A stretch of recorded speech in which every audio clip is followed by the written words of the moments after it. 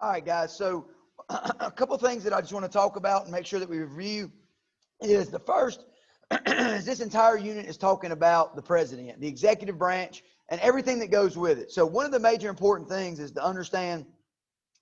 It was kind of in the news with COVID and the president getting COVID. What is presidential succession?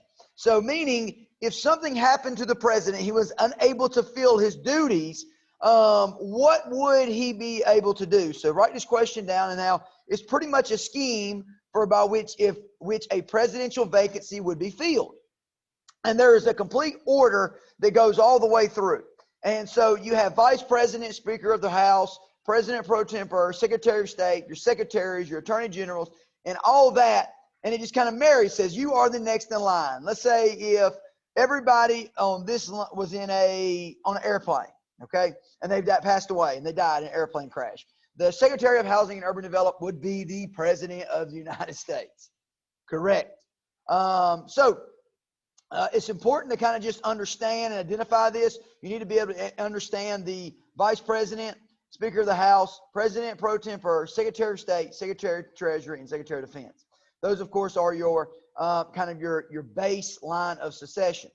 Now, there's a couple things I want to make sure that we also identify, and that is presidential informal qualifications. We've looked at the formal qualifications, but what are some informal qualifications? Meaning, what are things that the majority of presidents in our American history have had? Past political experience, being a member of the House, a senator, or a governor. Name recognition, meaning that people recognize the name. Protestant religion, majority of all presidents have been a Protestant. Pleasant and healthy appearance. Normally from larger states such as New York, California, Texas, Illinois. Again, not all. This is just if we were to take a image of a majority. Most of them have been married. Attractive families, well-developed speaking ability, charismatic. Got to have a little bit of charisma.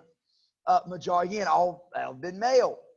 College educated with degree in law or business. That is normally the way and the route in which they get. Now, here are some essential terms that you need to write all these down. You need to pause the video and type them down or write them down. And you need to make sure that you understand these terms when looking at the executive branch. There's a couple specific terms that we have not quite covered that I want to make sure that you understand.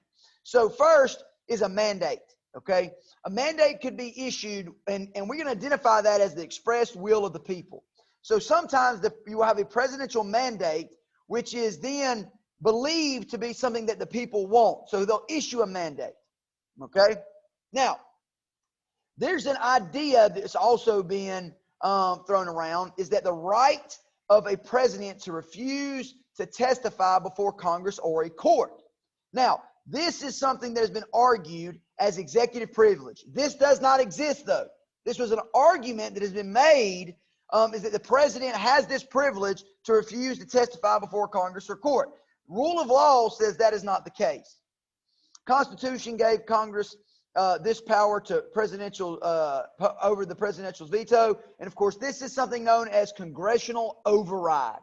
This goes bigger than that. Is that there are certain the Congress can kind of oversee and override this ideas of the president. Now, a couple other terms. So pause the video, take a second, and then type this down. Rules or laws issued by the president that have the force of law. These are known as executive orders, and they have the force of law. Now, they are not a law because they can simply be overruled or overturned by congressional or once the president leaves office. A lot of times we see these issued in president's second terms. Now, regulatory commissions, these make rules for large industries and businesses that affect the public. And these are within that federal bureaucracy that we see. And then this describes measures such as withholding loans, arms, or economic aid, sanctions. Presidents can issue sanctions on countries or other institutions that say, hey, we're going to no longer give you this money if you keep doing that. We're no longer going to do this if you keep doing that. So these are just some important terms that you may hear when looking at the executive branch. Now, this is just an overview. We should know this already. How many executive departments are there? We know there are 15. The Department of State, which is Some specific ones we got to know. This is the foreign policy of the United States. Department of Agriculture. This develops conservation programs. This is looking directly at conserving our agricultural production, making sure that production is where it needs to be. Department of the Interior. This is your National Park Service. And then Department of Education helps meet the needs of students who have disabilities and just all abilities, and making sure that educational as a whole is overseen. Now, how does we understand that the president needs help? Okay, and because the president needs help, it is known as his presidential cabinet. Now, how is the president get approved? Okay, how does the cabinet get approved? It's not like he can just say, I want this person to be there, and he's there. The president elect creates a list of candidates. The staff then meets with these potential candidates, and of course, the Senate still has to hold confirmation hearings. So you just can't be like full authority. This is another example, okay? This is another way us to see how the executive, the legislative branch can kind of oversee what the president's doing, and just can't, something known as the spoil system can't happen. This is an example of checks and balances. And note, the cabinet is dependent of the president, all right? The cabinet can do nothing without the authority of the president. Now, that's just a couple quick things I wanted to make sure that we understood.